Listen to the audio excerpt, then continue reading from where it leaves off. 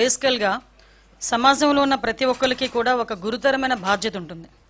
సమాజంలో ఉన్న ప్రతి మనిషికి ఒక గురుతరమైన బాధ్యత ఉండేటప్పుడు ఒక రాజకీయ పార్టీ పెట్టి రాజకీయ పార్టీ అధ్యక్షులుగా ఉండి సీఎం చేసిన వ్యక్తులు కానీ, ఎమ్మెల్యేగా చేసిన వ్యక్తులు కానీ, ఎంపీలుగా చేసిన వ్యక్తులు కానీ, మినిస్టర్లుగా పనిచేసిన వ్యక్తులకి కానీ, ఎస్పెషల్లీ గ్రామ వార్డు మెంబర్గా పనిచేసిన వ్యక్తికి కూడా ఒక సామాజిక బాధ్యత, ఒక సామాజిక స్పృహ అన్నది చాలా ఎక్కువ విలువలతో కూడిన రాజకీయాలు ఇవన్నీ కూడా ఆభరణాలుగా ఉండాల్సిన అవసరం. ఎందుకంటే ఈ మాట చెప్తున్నాను, కొన్ని కోట్ల మంది ప్రపంచంలో, మన రాష్ట్రంలో 5 కోట్ల మందికి పైగా జనాభా ఉంటే కేవలం 175 మందికే అధ్యక్ష అనే అవకాశాలు కూడా కల్పించారు ఈ రాష్ట్ర ప్రజలు. అంటే ఎంత బాధ్యతగా మనం ఉండాలి, ఎంతమందికి మనం ఇన్స్పిరేషన్ అయి ఉండాలి. మన మాట, మన నడవడిక, మన మాట తీరుతో పాటు మన బాడీ లాంగ్వేజ్ కూడా అవతల వాళ్ళకి ఒక ఇన్స్పిరేషన్లా ఉండే పరిస్థితిలో రాజకీయ నాయకులు ఉండే పరిస్థితి. అటువంటి పరిస్థితుల నుంచి ఈరోజు పరిస్థితులు ఎంతగా దిగజారిపోయాయంటే, ఎస్పెషల్లీ జగన్మోహన్ రెడ్డి గారు, అదేవిధంగా వాళ్ళ పార్టీ మనుషులు కానీ, వాళ్ళ పార్టీ కార్యకర్తలు కానీ చేస్తున్న వ్యవహారాలు చూస్తూ ఉంటే ఒక్కొక్కసారి రాజకీయాలు ఇంత దిగజారిపోయాయా అనిపిస్తూ ఉంటుంది. ఎందుకు ఈ మాట చెప్తున్నానంటే, రాజకీయ నాయకులని అభిమానించే వాళ్ళు చాలామంది ఉంటారు. అభిమానించే వాళ్ళే కాకుండా మనల్ని మార్గదర్శకంగా తీసుకునే వాళ్ళు కూడా చాలామంది ఉంటారు. అటువంటి పరిస్థితుల్లో మన బాడీ లాంగ్వేజ్, మన మాట తీరు, మన తాలూకా బిహేవియర్ అన్నీ కూడా వాళ్ళు అసెస్ చేస్తుంటారు.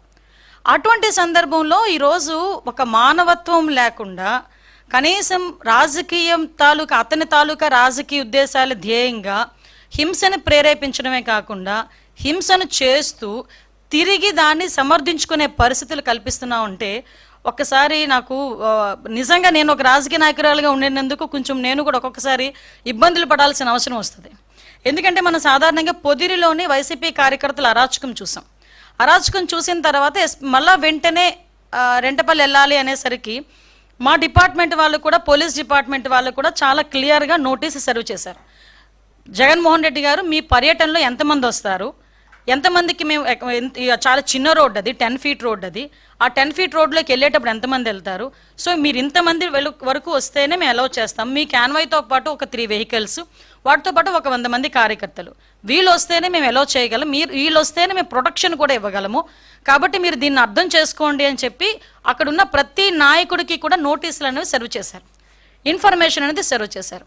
ఆఫ్ కోర్స్ ఇంతమంది రావాలి, అంతమంది రావాలని వాళ్ళు వాట్సాప్ గ్రూప్లో పెట్టుకున్న తర్వాత మాకున్న ఇంటెలిజెన్స్ రిపోర్ట్ ప్రకారం వీళ్ళందరూ మొబిలైజ్ చేస్తున్నారన్న సంగతి తెలిసి అతనికి Z+ సెక్యూరిటీ అనే వ్యక్తిగా అతనికి ఇవ్వాల్సిన సెక్యూరిటీని ప్రాపర్ వేలో మేమందరం కూడా మేము ఇవ్వగలిగాం, ఇచ్చాం కూడా. ఇచ్చిన తర్వాత మనం చూస్తే ఆ జగన్మోహన్ రెడ్డి షో చేశాడు, ఒక రోడ్ షో చేశారు.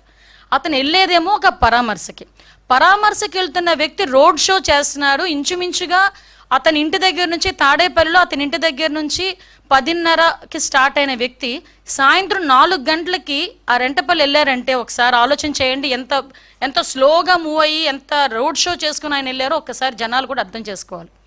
ఈ నేపథ్యంలో అతను రోడ్ షో చేసుకుంటూ, అందరికీ అభివాదాలు చేసుకుంటూ, అందరి దగ్గర నవ్వుతూ షేక్ హ్యాండ్లు ఇస్తూ ఆయన వెళ్తూ ఉంటే దారిలోని అతని కార్యకర్త, అతని సింపథైజర్, అంటే వాళ్ళ పార్టీ సింపథైజర్, పార్టీ కార్యకర్త కనీసం వెహికల్కి కింద పడిపోయి టైర్ కింద పడ్డాడు అన్న సంగతి తెలిసి కూడా అతను కనీసం బండి ఆపకుండా ఆ బండిని అలా ఆ పక్కనున్న వ్యక్తిని కనీసం పక్కన తీసి, నేనేమంటానంటే ఆ బండి కింద పడిపోయాడు వ్యక్తి, ఆ వ్యక్తిని తీసి ఇమీడియట్గా 108కో దేనికో ఫోన్ చేసి అంబులెన్స్లో పంపిస్తే కనీసం మనిషి బతికేవాడేమో. ఎంత అంటే దాన్ని ఏ పదాలు ఉపయోగించుకోవాలో కూడా అర్థం కావట్లేదండి. ఎంత నిరంకుశంగా, కనీసం దయా జాలి లేకుండా ఆ వ్యక్తిని అలాగే ఈడ్చి ముళ్ళ పొదల్లో పడేశారు.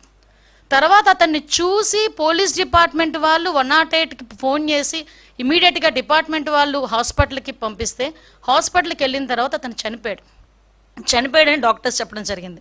కనీసం అతను ఆ కార్ కింద పడిన తర్వాత అయినా ఇమీడియట్గా హాస్పిటల్కి పంపించి ఉంటే ఆ మనిషి బతికేవాడు కదా. అంటే ఇంత దారుణంగా, ఇంత దాన్ని ఏమంటారంటే కనీసం జాలి దయ లేకుండా కూడా మనుషులు ఉంటారా? మనిషి జన్మకి ఒక అర్థం ఉంటుంది, దేనంటే ఒక జాలి దయ ఎమోషన్స్ ఇవన్నీ ఉంటాయి. ఏ ఎమోషన్స్ లేని కాకి లాంటి ఒక కాకి చచ్చిపోతే 100 కాకులు వస్తాయి. ఒక రోడ్డు మీద ఒక కుక్క చచ్చిపోతే 4-5 కుక్కలు వచ్చి కనీసం తీసి పక్కన పెట్టినంత వరకు అక్కడే చుట్టూ తిరుగుతూ అరుస్తూ ఉంటాయి. అలాంటిది సాటి మనిషి, దట్టు వైసీపీ కార్యకర్త, నీ మీటింగ్ గురించి, నీ ర్యాలీ గురించి నువ్వు పిలిస్తే వచ్చినవాడు దళితుడు, నీ కారు అడ్డంగా నీ కారు టైర్ కింద నలిగిపోతే తీసి హాస్పిటల్కి లేనంత దౌర్భాగ్యమైన పరిస్థితిలో ఈరోజు జగన్మోహన్ రెడ్డి ఉన్నాడా? అంత నిర్దయగా జగన్మోహన్ రెడ్డి ఉన్నాడా? అంటే అతనికి జగన్మోహన్ రెడ్డి రాజకీయ లబ్ధి తప్పించి మనుషుల ప్రాణాలంటే లెక్కలేదా? ఇంత ఉన్మాద పరిస్థితిలో కూడా రాజకీయ నాయకులు ఉంటారా? నిజంగా నాకైతే చాలా ఆశ్చర్యం అనిపిస్తుందండి. ఇలాంటి సిచ్యువేషన్ నుంచి తన నిర్లక్ష్యంగా 2 చనిపోయారు. అతని నిర్లక్ష్య కారణంగా ఆ రోజు సింగయ్య, మళ్ళీ ఇంకొక అబ్బాయి రెడ్డి, 2 చనిపోయారు. 2 చనిపోయినా కూడా తన పర్యటన కొనసాగిస్తూనే ఉన్నాడు. విషయం ఏంటంటే ఇందులోని మనందరం కూడా ఆలోచించాల్సింది ఏంటంటే, సంవత్సరం క్రితం బెట్టింగ్ ద్వారా డబ్బులు కోల్పోయి ఆత్మహత్య చేసుకున్న, ఇక్కడ మీరు అర్థం చేసుకోవాలి, సంవత్సరం క్రితం జూన్ 4th అతను ఆ బెట్టింగ్లో పోయి జూన్ 9వ తారీఖున ఎప్పుడో చనిపోయిన వ్యక్తి, 2024లో చనిపోయిన వ్యక్తికి సంవత్సరం తర్వాత పరామర్శ చేయటానికి ర్యాలీగా వెళ్తూ ఉంటే మధ్యలో దారిలో 2 ప్రాణాలు పోతే ఆ 2 ప్రాణాల గురించి ఆలోచన చేయకుండా సంవత్సరం ముందు పోయిన ప్రాణం గురించి ఒక విగ్రహం కట్టించి ఆ విగ్రహానికి దండేయడానికి వెళ్ళాడంటే ఒక్కసారి ఆలోచించండి అతని తాలూకా నైజం ఎలాంటిదో. ఇదే సేమ్ పందాలో వాళ్ళ బాబాయ్ హత్య గురించి ఒకసారి మనం ఆలోచన చేసుకుంటే, గొడ్డలి వేటు గురించి ఒక్కసారి మనం ఆలోచన చేసుకుంటే పరిస్థితి ఏంటనేది ఆలోచించవచ్చు. కోడికత్తి డ్రామా, ఆ దళిత బిడ్డ ఈ రోజుకి కూడా ఆ శ్రీని ఇప్పటికీ కూడా ఇబ్బందులు పడుతూనే ఉన్నాడు. గులకరాయి డ్రామా అంటే ఏదో రకంగా అంటే సీఎం కుర్చీలో కూర్చోవాలనే ధ్యాస తప్పించి మానవత్వం లేకుండా చేసే పరిస్థితి ఈరోజు మనందరికీ కూడా కనిపించే పరిస్థితి వస్తుంది. నేనేమంటానంటే అప్పటికీ కూడా ఇంకా సమర్థించుకోవడం ఎంత దారుణంగా సమర్థించుకుంటున్నాడంటే, వాళ్ళ నాయకులందరూ బయటకు వచ్చి ఇదేదో మార్ఫింగ్ చేశారు, ఇలా చేశారు, అలా చేశారని క్లియర్గా వీడియోలో కనిపిస్తుంది. సింగయ్య అనే దళితుడు ఆ కారు కింద పడి